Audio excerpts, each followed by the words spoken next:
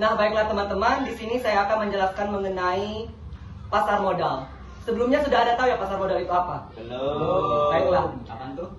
Saat ini masyarakat sudah semakin sadar akan pentingnya investasi, apalagi di masa-masa sulit seperti saat sekarang. Kebutuhan akan sumber penghasilan semakin dicari. Umumnya beberapa orang membeli aset investasi berupa emas atau properti. Namun tidak sedikit pula yang mencoba peruntungan mereka di pasar modal. Selain keuntungan yang ditawarkan cukup menjanjikan, berinvestasi di pasar modal juga membuat para investor secara otomatis ikut berkontribusi dalam meningkatkan kondisi perekonomian bangsa. Nah, secara garis besarnya pengertian pasar modal hanyalah sama halnya seperti pasar. Istilah pasar modal merujuk pada tempat bertemunya perusahaan emiten di tengah yang membutuhkan dana dari para investor yang ingin menanamkan uang mereka. Sementara itu, menurut Otoritas Jasa Keuangan atau OJK menyebut emiten pasar modal sebagai pihak yang melakukan penawaran umum untuk menjual efek kepada masyarakat berdasarkan tata cara yang diatur dalam perundang-undangan yang berlaku.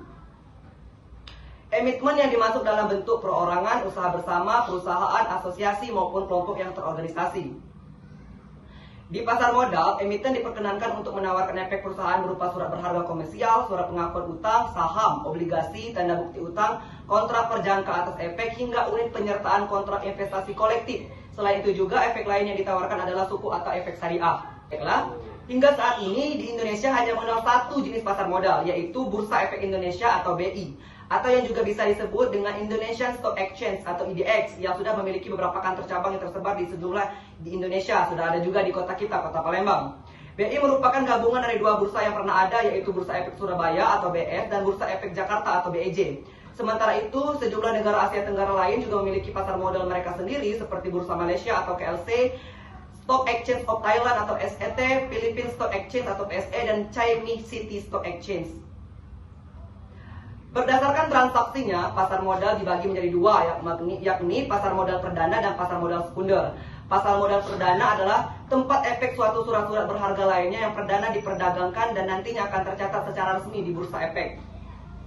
Sementara pasar modal sekunder merupakan perdagangan untuk efek-efek yang telah terdaftar di bursa pasar modal. Investor yang sudah membeli efek di pasar perdana bisa mendapatkan harga lebih tinggi apabila menjual kembali efek yang di pasar sekunder.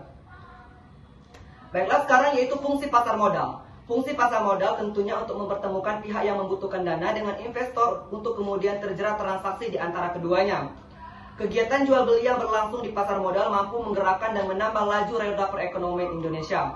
Dana-dana yang terkumpul dari para investor nantinya akan digunakan untuk bermacam-macam keperluan perusahaan tergantung prioritas seperti pengembangan usaha, penambahan tenaga kerja, penambahan mesin produksi, pembayaran utang, dan sebagainya. Sementara untuk para investor, investasi dimasukkan sebagai sumber penghasilan tambahan dan lain sebagainya. Setelah hal-hal yang saya paparkan tadi, pasar modal juga berfungsi sebagai pemerataan pendapatan, meningkatkan kapasitas produksi, meningkatkan pendapatan negara, serta indikator perekonomian negara. Nah, selanjutnya yaitu instrumen pasar modal. Ada beberapa instrumen yang diperjualbelikan di pasar modal, antara lain adalah saham, surat utang atau obligasi, reksadana, dan derivatif. Nah, itulah yang dapat saya sampaikan mengenai pasar modal. Semoga yang saya sampaikan ini bermanfaat bagi kita semua dan kita semakin tahu apa sih itu pasar modal, dan semoga kita sudah ada niatan untuk berinvestasi dari sejak dini. Oke?